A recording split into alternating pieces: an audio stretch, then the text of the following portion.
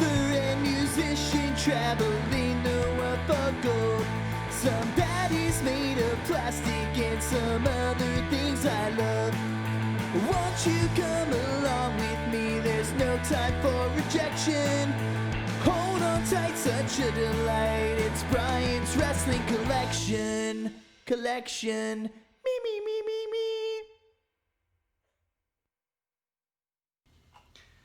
Alright guys, what's up? It's Brian Hardy. This is another episode of Brian's Wrestling Collection. Look, today I'm going to tell you about the coolest place that I just got back from. I was going to bring the camera, I was a little bit lazy, I was like whatever, but we went to this place, Random Treasures, and it's located in Rosedale, Maryland, right over the Key Bridge, sorry, and it was super awesome. So I give it extremely high regards as far as a cool little collectibles toy store for its area. Let's get right into it. I'm stoked. I'm kind of speechless about some stuff today. So my first find of the day that I was really excited about is the old school Remco AWA ring. I do need to purchase turnbuckles and ropes off of eBay, which I'm gonna work on next. But I got the main meat and potatoes of it right here. So it's cool. It is the wood one, so this is exciting. I'm sure, as you've seen on the Major Pod and stuff like that, that Zack Ryder described the difference between the rings. So this is really exciting. I'm stoked about this. It's got the broadcast area on the side and all this cool stuff. This is awesome. And yeah, so this was a huge find for me. So I'm really looking forward to remodeling the whole thing, making it look good, and then I will post pictures and I will do an updated video of what it looks like once I'm done. But that, for as much as I've been collecting AWA Remco figures over the last couple of weeks, that was so cool for me to find in this toy store. So that was the first thing.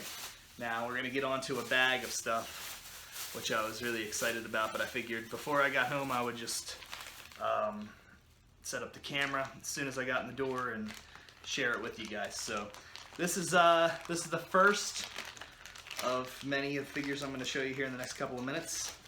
This is a Jakks Bone Crunching Action British Bulldog figure, which I got today. I got this. It's weird how like figures can take you back to such a crazy time in your life. I was talking to the person at the toy store today. I said I once owned all of these and then let them go because I just thought like at some point in time you have to grow up, but the story is you really don't ever have to grow up. So the thing is I had this British Bulldog for, I think it was my 6th or my 7th Easter. It was pretty cool. I was really excited that I'd got him and Psycho Sid at the same time. It wasn't the 2-pack that everybody's thinking of, it was the singles figures, but this was really cool. So I was able to get my hands on this Bulldog today. It was a great deal. Everything was still intact on it and looked fairly mint. So got that today. Up next, he's just a sexy boy. Another BCA. This one's kind of starting to become harder to find on eBay. So I saw it today. Once again, it looked like it was in great condition and I decided, hey, I'm gonna go bite the bullet and grab it. But this actually was like one of my favorite figures when I was a kid, and this was the Shawn Michaels in the teal, what I like to call the SummerSlam 95 outfit. But man, great figure. I know they had the red one and they had this one, and I was always a bigger fan of this one. And in my Fig Fed back in the day, this was like the champion all the time. So that's pretty cool as well. So I got the Bulldog and Shawn today. What do we got here?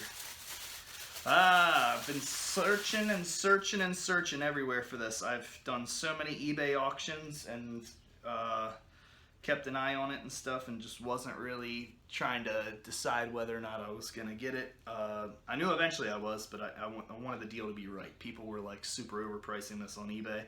So today, in like the best condition, no butt worn off or anything like that, no paint missing, and even came with one of the belts, I got Butch Reed to complete my Doom tag team, but also to complete my Galoob collection as far as the US figures go. So that was a really great find today. It's locked up in the case that they had in the store, and I was like, I want that. Price was right. We had to go with it. Price was right, Bobby.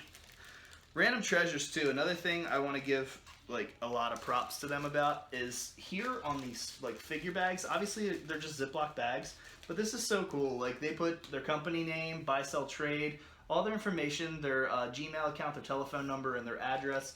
Then it's a description in the box of what the figure is and the year that it was made, the price tag there, and then on the back it's, you know, we buy, sell, trade action figures, video games, vintage items, retro items, modern items, no collection, too large or too small. Super cool. Professionalism 110%.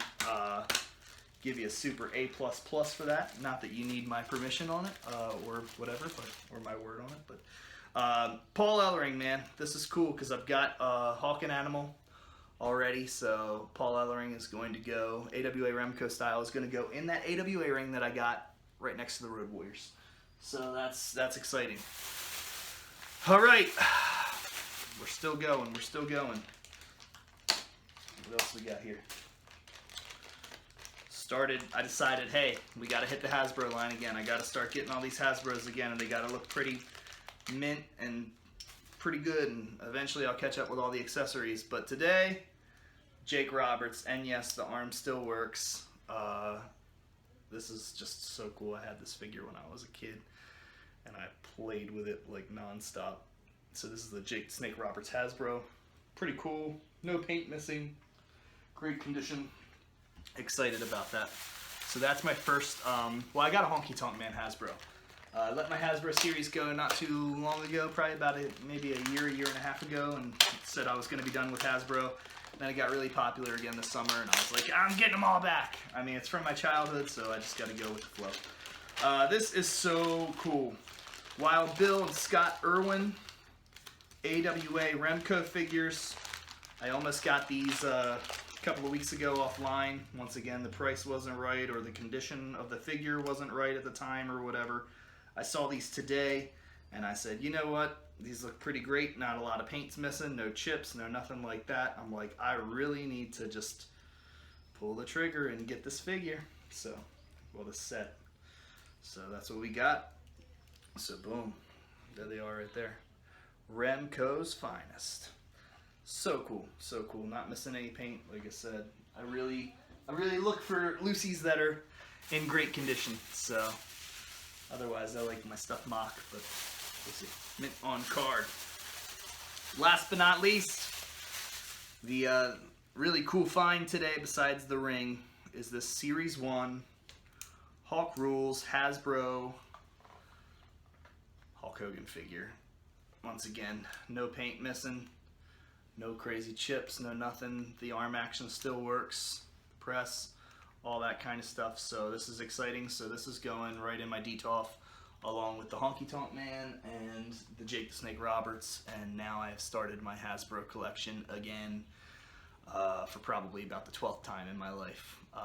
A really sad story about this is I said to my brother-in-law on the way home today from the store that when I was like 10 or 11 years old, my buddy and we actually had like, I mean, Hasbro figures that are worth like huge money today. Like, and we were taking all the Hasbro figures, and at the time Toy Story was really popular.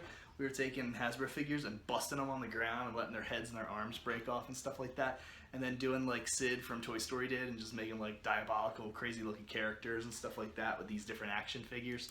And now I think back to my early days of like, man, like just, it was ridiculous. I was smashing like Jim the Animal Neidhart and Owen Hart and Axe and Smash and like all these different figures that like nowadays, like, you know, are worth money. So, but crazy. So I'm back in the Hasbro game. So we're gonna do that up right.